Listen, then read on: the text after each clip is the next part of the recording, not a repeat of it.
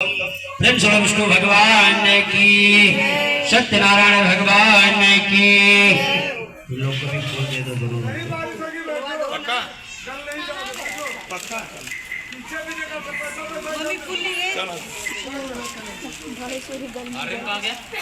पता नहीं अंदर 5-7 दिन का टाइम नहीं है भागवत सुनने का, तो 1 घंटा 2 घंटा निकाल करके भागवत तथा भगवान सत्यनारायण की अगर सुन ले अपने जीवन का उद्धार कर सकते हैं। चलो भगवान का एक बार नारा लगाएंगे, जयकारा लगाएंगे। प्रेम से विष्णु भगवान की, सत्यनारायण भगवान की। पतरिया लगवान देता जब कुछ ना आर्यन प्रवक्षम सर्वसोतम प्रमुखम व्रता संशय कथा प्रवक्षिता सर्वसोता कथा महा मुना। व्रत पूजा करके ये कथा को सुनना चाहिए। आपने व्रत किया, भगवान का पूजा किया, आप कथा को श्रवण करते हैं।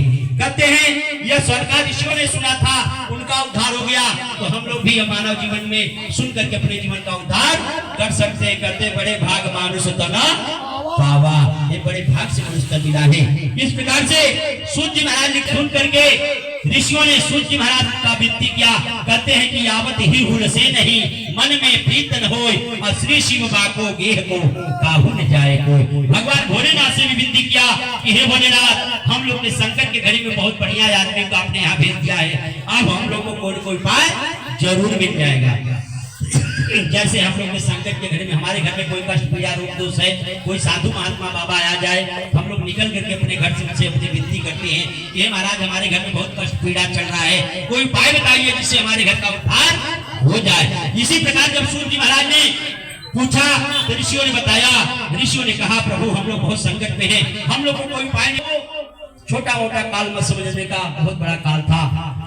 सूर्य महाराज ने कहा कि ऋषियों ने जब पूछा तो सूर्य महाराज ने कहा कि सबसे पहले मनुष्यों के बारे में बताता हूँ। कहते शास्त्र कथा न सुनेंगे कभी नहीं, वेद पुराण की बात कहेंगे।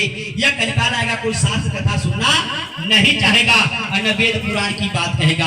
अभी आप लोग खड़ा होकर नाचने लगो, देखने वाले का भीड़ लग जाएगा। लेकिन भगवान की कथा होती नहीं है, कोई यहाँ पे बैठ के सुनना नहीं चाहेगा। जिसकी आस्था होगी, जिसकी मन में भक्ति होगा, वही भाव के लिए बैठेगा।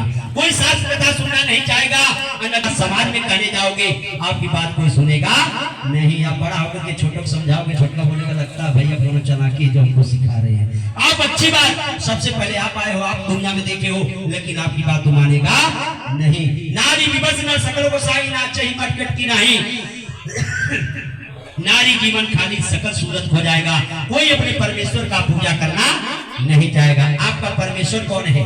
पत्नी का परमेश्वर कौन है? पति देव जानत हो। नारी विवश न सकल को साई ना चाहिए मटकट की नहीं। सब नर काम लोध को धी देव विप्रसन्न विरोधी। सभी लोग देवता विप्र ब्राह्मण का विरोध करेंगे।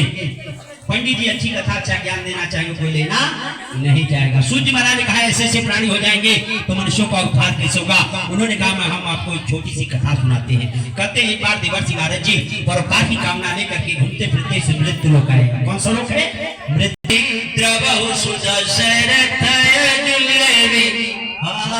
कहते हैं गिरिराज हमारे मन में जो संकट उसको हर दीजिए और मंगल कीजिए। यह बात को सुन करके भगवान विष्णु ने कहा कि आप धन्य हैं, आपके अंतर हृदय में परोपकार की कामना है, आप जग कल्याण के लिए जीते हैं, अपने लिए नहीं जीते हैं। मुनीश्वर दे देगा तो क्या करेगा? 1000 रुपये पहले बोले खाएंगे तो दे देगा। अंदर में जाएगा तो 10-20-50 हजार का बिल बोल जाएगा।